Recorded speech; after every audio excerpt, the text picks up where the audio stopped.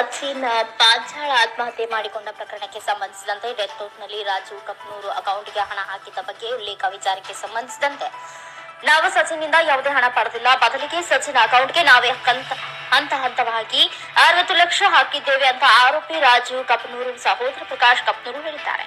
December 30ರಂದು ಮಧ್ಯಾಹ್ನ 12 ಗಂಟೆಗೆ ಕಲಬುರಗಿಯಲ್ಲಿ ಮಾತನಾಡಿದ ಅವರು, ಟೆಂಡರ್ ಹಾಕಲು EAMD ಹಣ ಕಟ್ಟಬೇಕು ಅಂತ ನಮ್ಮಿಂದಲೇ ಸಚಿನ್ ತನ್ನ ಖಾತೆಗೆ ಹಣ ಹಾಕಿಸಿಕೊಂಡಿದ್ದ ಅಂತ ಪ್ರಕಾಶ್ ಗ್ರೂಪ್ ಅಂತ ಒಂದು ಕೆಲಸ ಮಾಡ್ತಾರೆ. ಏನು ಮಾಡ್ತೀವಿ 6 ಅಕೌಂಟ್ ನಿಂತ ಸಚಿನ್ ಪಾಂಚಾಳಿಗೆ ಟೋಟಲ್ 60 ಲಕ್ಷ ರೂಪಾಯಿ ಹಾಕಿದಾಗ 20 ಲಕ್ಷ ರೂಪಾಯಿ ಏನಲ್ಲ ಬೈ ಹ್ಯಾಂಡ್ ಅಮೌಂಟ್ ಕೊಟ್ಟಿದ್ದಾರೆ.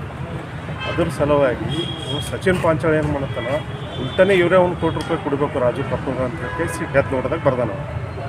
ಅವನೇ ಏನು ಮಾಡಬೇಕು, ಸಚಿನ್ ಪಾಂಚಾಳ ಇವ್ರಿಗೆ ರೊಕ್ಕ ಕೊಡಬೇಕು. ಟೆಂಡರ್ ಹಾಕೋದು ಅಮೌಂಟ್ ಏನು ಮಾಡ್ಯಾನ, ಟೆಂಡರ್ ಹಾಕಿಲ್ಲ ಅವನು, ಸುಳ್ಳು ಏನು ಹೇಳ್ಯಾನ, 1 ವರ್ಷ ಹಿಡಿದು ನಾ ಟೆಂಡರ್ ಹಾಕಿ ನಾನು ಅವ್ರಿಗೆ EMD ಅಮೌಂಟ್ ಕಟ್ಟಿ ಟೆಂಡರ್ ಹಾಕೀನಿ.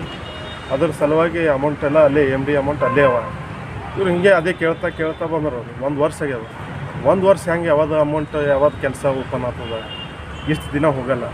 ಹೋಗಿ ಅಲ್ಲಿ ಆಫೀಸ್ ಒಳಗೆ ಹೋಗಿ ಎನ್ಕ್ವೈರಿ ಮಾಡೋದಾಗ ಗೊತ್ತಾಗ್ತದ ಇವ ಫೇಕ್ ಮಾಡ್ಯಾನ, ಇವ ಟೆಂಡ್ರೇ ಹಾಕಿಲ್ಲ, ಅವ್ರ ರೊಕ್ಕ ಇವನೇ ಯೂಸ್ ಮಾಡ್ಕೊಂಡಾನ ಅಂತ ಹೇಳಿ ಗೊತ್ತಾಗ್ತದೆ.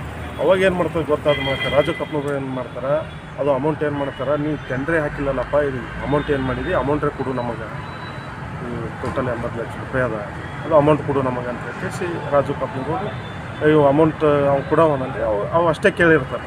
ಕೇಳಿದ ಸಲುವಾಗಿ ಅಮೌಂಟ್ ಕೊಡೋದು ಹತ್ತದ ಅಂತ ಹೇಳಿ ಇವ್ರಿಗೆ ಡೆತ್ ನೋಡಿ ಬರೆದಿರ್ತಾನೆ. ಇವ್ರಿಗೆ ಅಮೌಂಟ್ ಅಂಜಿಸ ಸೆಲೆಕ್ಟ್ ಮಾಡಿದನೋ ಏನು ಸಹಾಯ ಸೆಲೆಕ್ಟ್ ಬರ್ದನೋ ಅವನಿಗೆ ಗೊತ್ತು. ಡೆತ್ ನೋಡಿ ಬರೆದಿರ್ತಾನೆ. ಆ ಡೆತ್ ನೋಟ್ ಬರೆದ ಸಲುವಾಗಿ ಆ ಡೆತ್ ನೋಟ್ ಏನು ಫೇಸ್ಬುಕ್ಕಿಗೆ ಅಪ್ಲೋಡ್ ಮಾಡ್ತಾನಲ್ಲ, ಅವಾಗ ನಾವು ಬಿಫೋರ್ 1 ದಿನ ಹಿಂದುಗಡೆ ನಾವು ಗ್ರಾಮೀಣ ಪೊಲೀಸ್ ಸ್ಟೇಷನ್ಗೆ ಹೋಗಿ, ನಮ್ಮ ಅರ್ಬನ್ ಪೊಲೀಸ್ ಸ್ಟೇಷನ್ ಬರ್ತದೆ, ಅಲ್ಲೋಗಿ ನಾವು ಕಂಪ್ಲೇಂಟ್ ಕೊಡ್ತೇವೆ ನಮ್ಮ ಸಹೋದರ ರಾಜು ಕಪ್ನೂರು. ಈ ಥರ ನಮ್ಮ ಮೇಲೆ ಡೆತ್ ನೋಟ್ ಬರ್ದನ, ಇದಕ್ಕೇನದ ನೋಡಿರಿ ತನಿಖೆ ಮಾಡಿರಿ, ಅವ್ನಿಗೆ ಕರೆಸ್ರಿ ಎಲ್ಲ ಅಂತ. ಅವ್ರು ಪೊಲೀಸರು ಏನು ಹೇಳ್ತಾರೆ, ನಾನು ನೆಕ್ಸ್ಟ್ ಡೇ ಏನದ ಇವತ್ತೊಂದು ದಿನ ಬಿಡ್ರಿ, ನೆಕ್ಸ್ಟ್ ಡೇ ನಾನು ನಿಮಗೆ ತನಿಖೆ ಮಾಡ್ತೀವಿ, ವ್ಯವಹಾರ ಮಾಡಿ ಅಂತ ಹೇಳಿ ಅವರೊಂದು ನಮಗೆ ಹಿಂಬರ ಬರೆದು ಕೊಟ್ಟಿರ್ತಾರೆ. ಅದು ಏನದಲ್ಲ, ಡೆತ್ ನೋಟ್ ಒಳಗೆ ಏನು ಬರೆದಿದ್ದಾನಲ್ಲ, ಅವನು ಒಬ್ಬನೇ ಬರೆದಿಲ್ಲ ಅದು ಡೆತ್ ನೋಟ್. ಅವ್ನು ಕೂಡ 3-4 ಜನಕ್ಕಂತ ಡೆತ್ ನೋಟ್ ಬರ್ದಾನೆ. ಅದು ಹ್ಯಾಂಗೆ ಪ್ರೂಫ್ ಆಗ್ಲತ್ತದ ಅಂತಂದ್ರೆ, ಆ ಫೋಟೋ ಏನು ತೆಗಿದಾರಲ್ಲ ಅಲ್ಲಿ 3 ಕೈ ಬಳ ಬಂದದ್ದು ಫೋಟೋ ಒಳಗೆ. ಫೋಟೋ ತೆಗೆದೇ ನಾವು ಫೇಸ್ಬುಕ್ಕಿಗೆ ಅಪ್ಲೋಡ್ ಮಾಡ್ಯಾನ, 3-4 ಕೈ ಬಳ ಬಂದದ್ದು. ಅದು ಸೂಕ್ತವಾದ ತನಿಖೆ ಆಗಬೇಕು, ಯಾರ್ಯಾರು ಬರ್ದಾರ, ಅವನು ಒಬ್ಬನೇ ಬರೀಲಿಕ್ಕೆ ಅದಕ್ಕೆ ಸಾಧ್ಯವಿಲ್ಲ.